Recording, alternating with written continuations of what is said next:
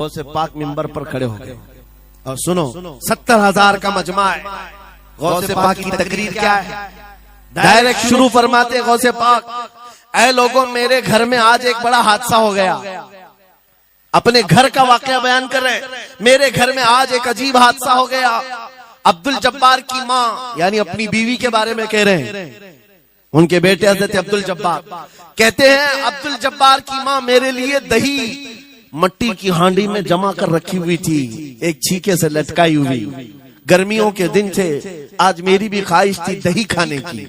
मैं घर पहुंचा दोपहर के वक्त, दही की हांडी मेरी बीवी ने उठा करके दस्तरखान पर रखा था। गौसे आजम बमने बेसरो सामा मददे क़िबले दी मददे काबे ईमा मददे। वाह क्या मर्तबा ए गौस है बाला तेरा, ऊंचे ऊंचों के सरों से है कदम आला तेरा। सर भला क्या कोई जाने के है कैसा तेरा, औलिया मलते हैं आंखें वो है तलवा तेरा। क्या दबे जिस पे हिमायत का हो पंजा तेरा, शेर को खतरे में लाता नहीं कुत्ता तेरा। अजीजा ने गिरामी वक़ार, आज की ये मजलिस पाक सुल्तानुल औलिया कंदीले समदानी महबूबे रब्बानी सैयदना शेख अब्दुल कादिर जीलानी क़द्दसल्लाहु सिर्रहु शरीफ की बारगाह में खिराज अकीदत के लिए मुनाकिद की गई है। हम गौसे आजम के दरबार के कुत्ते हैं। हम फितना व फसाद मचाने या आतंक और दहशत फैलाने नहीं आते। हमको जो बोलना होता है वो खुफिया सुरंगों में नहीं, खुले मैदान में बोलते हैं। हमारी कोई खुफिया मीटिंगें नहीं होती, ढकी छुपी प्लानिंग नहीं होती। गौसे पाक के दरबार के कुत्ते हैं, खुले आम बोल रहे हैं। इसलिए कि आला हज़रत अजीमुल बरकत इमाम अहले सुन्नत मुजद्दिद वक्त अपने वक्त के अबकरी आलिम दीन है, लेकिन उनका भी हाल ये था कि वो डंके की चोट पर बोलते थे और लिखते थे, और फिर अपनी निस्बत पर ये फख्र भी करते थे कि मेरी किस्मत की कसम खाएं सगाने बगदाद, बगदाद के कुत्ते मेरी किस्मत की कसम खाएंगे। आला हज़रत फरमाते हैं, मेरी किस्मत की कसम खाएं सगाने बगदाद, अरे हिंद में रह के भी देता रहूं पहरा तेरा। हम हिंदुस्तान में है, गौसे आजम के दरबार का पहरा दे रहे हैं। लेकिन साहब किसी को तकलीफ है तो मैं उनको एक बात बता दूं, थोड़ी बहुत आवाज हमारी ऊंची होती है इसलिए कि जिस दरबान के हम कुत्ते हैं उस तरफ अगर कोई उंगली उठाएगा भौंके के नहीं, फाड़ खाने की भी ताकत रखते हैं। मेरे अजीजों, कुत्ते का काम ही है, वो दरबान के दरवाजे पर होता है और वो निगरानी के लिए है।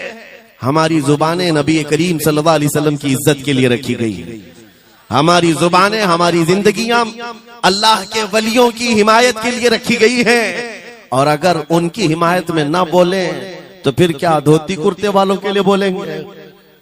बात सिर्फ इतनी है कि स्टेज उधर भी लगते हैं इधर भी लगते हैं। आप चापलूसी किसी और की करते हैं और हम तारीफ किसी और की करते हैं। आप माल के पीछे भागते हैं और फिर आप मौजूदा हुकूमत जो भी मौजूद है उसके सिक्कों पर और उनके ओहदे पर और उनके मनसब पर देख करके आप बात करते हैं। लेकिन अल्हम्दुलिल्लाह हम फकीरों की आदत ये है, हम बरसों पुराने आबा व अजदाद से गौसे आजम के ही दरबान, उनके ही गुलाम हैं। इसलिए कि हमने ये सुना भी है और पढ़ा भी है, हमारे यहाँ निस्बत पर फख्र किया जाता है। और कैसी निस्बत पर? अरे हमारे वक्त का मुजद्दिद जब इस बात पर फख्र करता है, या गौस तुझसे दर, दर से सग और सग से है मुझको निस्बत। ये भी नहीं कहा डायरेक्ट गौसे पाक आपसे डायरेक्ट मुझे निस्बत है, ये नहीं कहा, बल्कि या गौस आपसे आपके दरबार को निस्बत है, आपके दरवाजे से आपके कुत्ते को निस्बत है, और आपके कुत्ते से मुझ अहमद रजा को निस्बत है। तुझसे दर, दर से सग और सग से है मुझको निस्बत। मेरी गर्दन में भी है दूर का डोरा तेरा, और इस निशानी के जो सग हैं नहीं मारे जाते।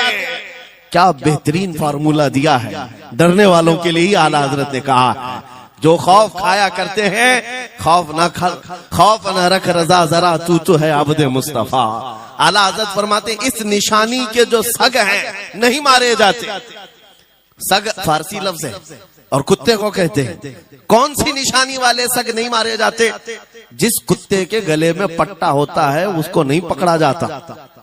म्युनिसिपैलिटी की गाड़ी भी आती है कुत्तों वाली, वो इंजेक्शन मार के जाते हैं या कुत्तों को पकड़ के ले जाते हैं। बहुत कुत्ते अगर आवारा हो गए, कंप्लेंट करो, कुत्तों को उठा ले जाएंगे। लेकिन उन उठा ले जाने वाले कुत्तों में अगर एक भी बेल्ट वाला आया तो छोड़ देंगे। क्यों? ये पट्टा बताता है इसका कोई मालिक है, ये आवारा नहीं है, किसी का पाला हुआ है। पट्टा बताता है इसका कोई मालिक है। और आला हजरत फरमाते हैं हमारे गले में कादरी पट्टा पड़ा हुआ है, और इस निशानी के जो सग हैं नहीं मारे जाते। हश्र तक मेरे गले में रहे कादरी पट्टा तेरा। गौसे पाक का ये निस्बत का पट्टा पड़ा हुआ है। ये अल्हम्दुलिल्लाह हमें बहुत सारी चीजों से महफूज रखता है। हमें जाहिर सी बात है आज इसी बात पर फख्र भी है। लोग मौलाना साहब कह रहे हैं हक बात कहना इस जमाने में नहीं, हर जमाने में दुश्वार रहा है, हर जमाने में दुश्वार रहा है। लेकिन ऐ नौजवानों, अगर तुम्हें अपनी निस्बत पर यकीन है कि मेरा पीर गौसे आजम जैसा है, मेरी निस्बत मुस्तफा करीम सल्लल्लाहु अलैहि वसल्लम से है, तो फिर खौफ किस बात का, डर किस बात का? इसीलिए हम डंके की चोट पर बोलते हैं, क्यों दबे जिस पे हिमायत का हो पंजा तेरा, शेर को खतरे में लाता नहीं कुत्ता तेरा। अजीजा ने ग्रामी वकार, आज सुल्तानुल औलिया गौसुल आजम की बारगाह में हम खिराज अकीदत पेश करने आए। जो बातें मैं अर्ज कर रहा हूं वो गौर से सुने। करामात ये औलिया इकराम की जिंदगी का हिस्सा है, अल्लाह की तरफ से उन्हें दिया गया। करामत क्या है? ऐसा मुहय्यरुल अक़ूल काम, अक्ल को हैरत में डाल देने वाला काम जो आम इंसान नहीं कर सकता, आम इंसान की अक्ल में ना आए। अल्लाह के वली से सादिर होने वाला ऐसा कोई काम, उसको करामत कहते हैं। लेकिन करामत औलिया इकराम की विलायत को साबित करने के लिए जरूरी नहीं।